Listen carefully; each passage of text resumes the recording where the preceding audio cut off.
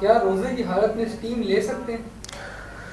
روزے کی حالت میں اگر اسٹیم لیں گے تو اس سے روزہ ٹوٹ جائے گا. اس کی وجہ کیا ہے؟ اس کے پیچھے لاجک ہے اور اس کی بہت بڑی وجہ ہے. جو لوگ اس وجہ کو نہیں سمجھتے وہ یہی کہتے ہیں کہ اسٹیم لینے سے روزہ نہیں ٹوٹتا. دیکھیں اسٹیم کیا ہوتی ہے. اسٹیم یہ ہوتی ہے کہ جو پانی ہے، پانی کے ذریعے جب ایک خاص بوائلنگ پوائنٹ پر پانی پہنچتا ہے تو اس کے بعد اس کی بھاپ بننا شروع ہوتی ہے، اس کی اسٹیم بننا شروع ہوتی ہے. اور وہ جو ریسپائریٹری آپ کی ڈیزیز ہیں ان کے لیے کافی فائدہ مند ہے. ڈاکٹرز اس کو ریکمینڈ کرتے ہیں. اسی وجہ سے جو لوگ یعنی روزے کے دوران کچھ میڈیسن اور پلز وغیرہ نہیں لے سکتے، وہ یہ چاہتے ہیں کہ ہم جو اسٹیم ہے اس کے ذریعے ہم اپنا جو ہے نا وہ بیماری کو ٹھیک کر سکیں یا وہ کم سے کم اس کی جو ریلیف ہو سکے اس میں. تو اس میں ہوتا یہ ہے کہ پانی آپ کی ریسپائریٹری ٹریک سے، کیونکہ ناک کا جو اپر ریسپائریٹری ٹریک ہے کہ ناک ہے نا، تو ناک کا جو ہے نوز کا ریسپائریٹری ٹریک وہ سیدھا آپ کے حلق میں نکلتا ہے اور حلق سیدھا آپ کے معدے میں جاتی ہے.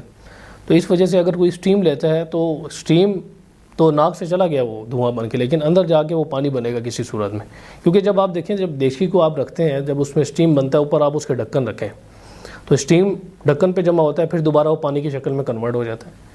اسی وجہ سے آپ دیکھیں کہ جو بادل ہیں، سمندر ہے، سمندر پر جب سورج کی روشنی پڑتی ہے، جب سورج کی شعاعیں پڑتی ہیں، جب سورج کی تپش پڑتی ہے تو اس کے ذریعے پھر وہ اسٹیم میں تبدیل ہوتا ہے، پھر وہ بادلوں میں، ہوا کے ساتھ بادلوں میں جاتا ہے، پھر بادل اس سے بنتے ہیں اور اس کے ذریعے پھر بارش ہوتی ہے دوبارہ. تو گویا کہ یہ پورا سسٹم ایسا ہے کہ اسٹیم دوبارہ پانی میں کنورٹ ہوتی ہے.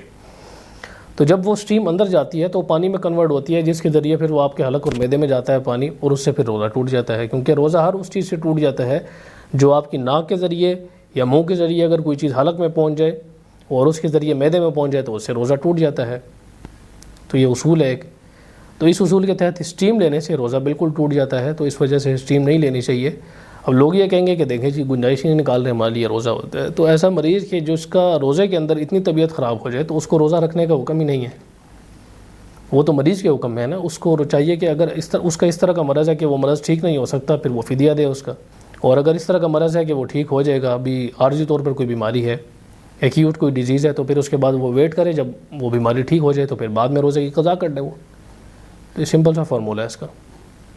مفتی صاحب کیا تہجد اور تراویح ایک ہی نماز ہے؟ دیکھیں اس بارے میں جو لوگ اس بات کے قائل ہیں کہ تراویح 8 ہیں، وہ لوگ یہ بات کرتے ہیں کہ تہجد اور تراویح ایک ہی نماز ہے. وہ تراویح کو گویا یہ کہتے ہیں تراویح الگ سے کوئی نماز نہیں ہے بلکہ نفل نماز ہے. حالانکہ اس طرح کی بات نہیں ہے. تہجد ایک الگ نماز ہے، تراویح ایک الگ نماز ہے. تراویح مستقل ایک الگ نماز ہے. 8 یا 10 کی بحث الگ ہے، 8 یا 10 یا 20 کی، 8 یا 11 20 کی بحث الگ ہے. یہاں پر وہ ہماری بحث نہیں ہے. یہاں پر بحث یہ ہے کہ کیا تراویح الگ نماز ہے اور تہجد الگ نماز ہے. تہجد کی تو نماز ہی الگ ہے، کیونکہ دیکھیں 8 رکعتیں یا 11 رکعتوں کا جو ذکر آتا ہے وہ تو پورے سال کا آتا ہے کہ آپ صلی اللہ علیہ وسلم رات میں پڑھا کرتے تھے. لیکن تراویح کے بارے میں الگ سے روایتیں موجود ہیں، صحیح بخاری میں ہیں، مسلم میں ہے کہ آپ صلی اللہ علیہ وسلم اس کا اہتمام کیا کرتے تھے. کیونکہ تہجد کی جو نماز ہے وہ آپ صلی اللہ علیہ وسلم آخری پہر میں پڑھا کرتے تھے، لیکن تراویح کی جو نماز ہے وہ آپ صلی اللہ علیہ وسلم اکثر پہلے پہر میں پڑھا کرتے تھے. اور جماعت کے ساتھ بھی جب ہوئی تو پہلے پہر میں ہوئی، آخری پہر میں نہیں ہوئی. اور اسی طرح حضرت عمر رضی اللہ تعالیٰ عنہ ہے. ہاں یہ بات ہے کہ آپ اگر پہلے پہر میں نہ پڑھیں بعد میں پڑھ لیں تو وہ بھی ٹھیک ہے، اس میں کوئی حرج نہیں ہے. لیکن جماعت کے ساتھ جب تراویح ہوتی ہے تو پھر اس کا مطلب یہ ہوتا ہے کہ آپ پہلے پڑھیں اسے تاکہ جماعت میں زیادہ لوگ شامل ہو سکیں. تو یہ کوئی اتنا بڑا مسئلہ نہیں ہے. آپ اگر اسے تہجد کی نماز بھی کہتے ہیں تو ہے تو اہتمام تو کیا نا جماعت کے ساتھ، تو جماعت کے ساتھ آپ اہتمام کریں، اس کو پڑھیں کم سے کم. اس بحث میں پڑھنا کہ نہیں تہجد کی نماز ہے اور یہ تراویح کی نماز نہیں ہے، تو اس کے کرنے پہ تو کوئی فرق نہیں پڑتا نا. پریکٹیکلی تو انسان کو وہ کام کرنا چاہیے جس کا حکم ہے. آپ 8 پڑھیں، 20 پڑھیں ضرور. کسی بھی مسجد میں پڑھیں جا کر. قرآن مجید سننا مقصد ہے تو وہ سنیں. اس میں ایک مستقل مقاصد کے اندر سے ایک مقصد یہ ہے کہ تراویح کے اندر قرآن مجید سنا جائے. تو اس کے لیے آپ چاہے 8 پڑھیں چاہے 20 پڑھیں ضرور. ٹھیک ہے. سب تراویح کتنی رکعت ایک سلام سے پڑھ سکتے ہیں؟ تراویح ویسے دیکھیں تراویح اس طرح فرض نماز تو نہیں ہے جس طرح فرض نماز ہے. جو فرض نمازوں کے بارے میں فقہ حنفی کے اندر اصول ہے، وہ اصول تو یہ ہے کہ فرض نماز اسی سلام کے ساتھ پڑھی جائے گی جتنی رکعتیں اس کی ہوں گی. اس میں آپ یہ نہیں کر سکتے کہ آپ 2 سلام کے ساتھ 4 رکعتوں والی جو فرض نماز ہے اس پہ ادا کریں، کیونکہ اس میں 4 رکعتیں مستقل ایک رکن کی حیثیت ہے اس کی. جو اس کا پہلا قاعدہ ہے، دوسرا قاعدہ ہے، اب اس کے بارے میں پھر فقہ حنفی کے اندر بھی اختلاف ہے کہ فرض نماز کا پہلا قاعدہ جو ہے واجب ہے یا فرض ہے. وہ اس کو واجب کہتے ہیں, اس وجہ سے وہ یہ کہتے ہیں کہ فرض نماز کا پہلا قاعدہ اگر چھوٹ جائے آپ کا تو پھر آپ اس کے بعد سجدہ سہو کریں گے تو آپ کی نماز ہو جائے گی. فقہ حنفی کے اندر اصول یہ ہے. تو بہرحال جو فرض نمازیں ہیں ان کے بارے میں تو اصول یہ ہے کہ فرض نمازوں میں جو ایک سلام ہے وہ اس میں ایک سلام سے ہی آپ پڑھیں گے جتنی بھی رکھتے ہیں, چاہے 2 رکعتوں والی فرض نماز ہے, 3 رکعتوں والی جیسے مغرب کی نماز ہے, فجر کی 2 رکعتوں والی نماز ہے, اسی طرح جو عشاء کی اور عصر اور ظہر کی 4 رکعتوں والی نمازیں ہیں, تو اس میں آپ ایک سلام کے ساتھ ہی وہ رکعتیں پڑھیں گے جتنی بھی ہوں گے.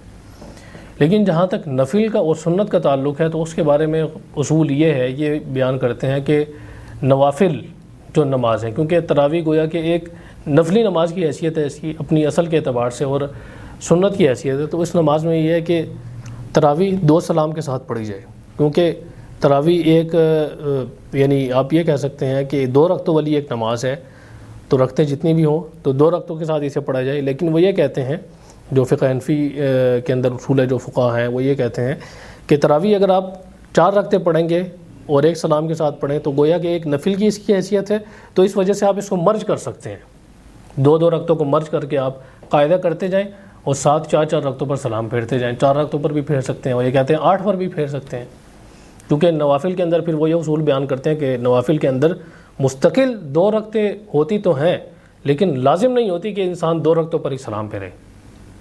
2 رکعتوں کے بعد جب آپ نے قاعدہ کر لیا تو گویا کہ وہ 2 رکعتیں کمپلیٹ ہو گئی, اس کے بعد پھر آپ اس کو ملا لیں اور رکھتے ہیں اس کے ساتھ. ہاں 3 رکعتوں پر سلام نہیں پھیریں گے, 4 پر پھیر سکتے ہیں, 8 پر پھیر سکتے ہیں, لیکن وہ یہ کہتے ہیں کہ 8 سے زیادہ پھر نہیں پڑھنی چاہیے, تو اس وجہ سے 4 پر بھی پھیر سکتے ہیں اور 8 پر بھی پھیر سکتے ہیں, لیکن بہتر یہ ہے کہ 2 پر پھیری جائے جو کہ مستقل ایک سنت چلی آ رہی ہے. مفتی صاحب کیا ہم تراویح کے دوران جو ہے وہ قرآن پاک دیکھ کے تلاوت کر سکتے ہیں؟ ہاں کر سکتے ہیں, بالکل کر سکتے ہیں. فقہ حنفی کے اندر خود جو امام صاحب کے جو شاگرد ہیں وہ یہ کہتے ہیں کہ آپ جو امام ابو یوسف رحمۃ اللہ علیہ غالباً, تو وہ یہ کہتے ہیں کہ آپ تراویح میں یا نماز کے اندر قرآن مجید دیکھ کر پڑھیں گے تو اس سے نماز آپ کی فاسد نہیں ہوگی. فقہ حنفی کے اندر یہ اصول بیان کیا جاتا ہے کہ یہ عمل کثیر ہے. عمل کثیر سے مراد وہ یہ کہتے ہیں کہ عمل کثیر وہ ہوتا ہے کہ جو نماز کے اندر ایک ایکسٹرا کوئی اضافی کام ہو, ایکسٹرا ورک ہو جو آپ کریں تو اس سے پھر نماز ٹوٹ جاتی ہے. ٹھیک ہے, لیکن مسئلہ یہ ہے کہ عمل کثیر کے اندر بھی اتنا اختلاف ہے فقہ حنفی کے اندر کہ عمل کثیر ہے کیا چیز ہے. بعض جو حضرات ہیں وہ یہ کہتے ہیں کہ عمل کثیر وہ ہے کہ جو یعنی 1 رکن کے برابر ہو, 3 تسبیحات پڑھنے کے بقدر آپ کوئی کام کرتے رہیں تو وہ عمل کثیر ہے. بعض لوگ یہ کہتے ہیں کہ عمل کثیر وہ ہے کہ جو دوسرا بندہ دیکھ کر یہ جج کرے کہ یا نماز والا کام نہیں ہے, نماز کے باہر کا کوئی کام کر رہے ہیں, نماز نہیں پڑھ رہا, وہ دیکھ کر یہ جج نہ کر سکے. بعض لوگ یہ کہتے ہیں کہ 3 دفعہ اگر کوئی کام کرے تو عمل کثیر ہے. مثلا نماز میں کوئی بندہ خارج کر رہا ہے تو 3 دفعہ خارج کرے گا تو وہ عمل کثیر ہے. تو بہرحال اس میں بڑا اختلاف ہے. تو صحیح رائے اس سلسلے میں یہی ہے کہ جو یعنی نماز کی اصلاح کے لیے اگر کوئی کام ہو اور نماز کی درستگی کے لیے اگر کوئی کام ہو تو وہ عمل کثیر کے اندر نہیں آتا, عمل کثیر کی کیٹیگری کے اندر نہیں آتا. اور دیکھ کر قرآن مجید پڑھنا یہ نماز کی قرات کی اصلاح کے لیے ہے, نماز کی قرات اور قرآن مجید کو سمجھنے کے لیے ہے. تو اس وجہ سے آپ دیکھ کر قرآن مجید پڑھ سکتے ہیں, سن بھی سکتے ہیں, اور اس میں کوئی حرج نہیں ہے. اس کے علاوہ دوسرے فقہا ہیں وہ بھی اس بات قائل ہیں کہ مصحف پکڑ کر اور دیکھ کر نماز فاسد نہیں ہوتی. یہ تو خیر فقہاء کرام کا تھا. پھر اگر آپ حضرت عائشہ رضی اللہ تعالیٰ عنہ کی طرف آتے ہیں تو بخاری کے اندر ہی یہ روایت موجود ہے. حضرت عائشہ رضی اللہ تعالیٰ عنہ کا غلام تھا, وہ حضرت عائشہ رضی اللہ تعالیٰ عنہ کو یہی قرآن مجید دیکھ کر نماز پڑھایا کرتا تھا, جو بھی نماز تھی, چاہے تراویح کی تھی یا نفل نماز تھی, کوئی بھی تھی, تو وہ قرآن مجید دیکھ کر نا حضرت عائشہ رضی اللہ تعالیٰ عنہ کو پڑھایا کرتا تھا. اسی طرح مصنف ابن ابی شیبہ میں بہت سارے اس طرح کی روایتیں موجود ہیں, کئی صحابہ کی بھی ہیں, کئی تابعین کی بھی ہیں کہ وہ دیکھ کر قرآن مجید پڑھنے سے نماز کو فاسد نہیں سمجھتے تھے, بلکہ وہ یہ کہتے تھے کہ نماز ہو جاتی ہے. تو اس سے بالکل نماز ہو جاتی ہے. ہمارا موقف یہی ہے کہ نماز ہو جاتی ہے, اس میں کوئی حرج نہیں ہے دیکھ کر قرآن مجید پڑھنے سے تراویح کے اندر اور سننے سے بھی. آج کل تو دیکھیں مسئلہ یہ ہے نا کہ ایک اور اس کے اندر مسئلہ بھی آتا ہے کہ آج کے دور میں دیکھ کر موبائل ہیں, موبائل کے اندر دیکھ کر آپ پڑھتے ہیں. پہلے زمانے میں بہت بڑے بڑے مصحف ہوتے تھے اور ان کو پلٹا جاتا تھا ان کے صفحے کو, تو وہ زیادہ اضافی کام ہے, یا موبائل پکڑ کر انسان اگر دیکھتے ہیں وہ زیادہ اضافی کام ہے.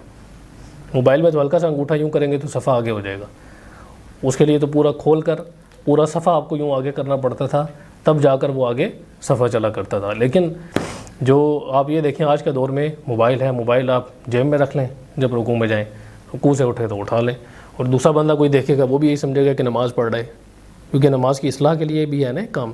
تو جتنے بھی اس میں اصول ہیں وہ سارے کے سارے بالکل فٹ ان آتے ہیں اس پر. اور ہماری رائے یہی ہے کہ اگر آپ دیکھ کر قرآن مجید پڑھتے ہیں تراویح میں تو نماز آپ کی نہیں ٹوٹے گی, بالکل نماز ہو جائے گی آپ کی.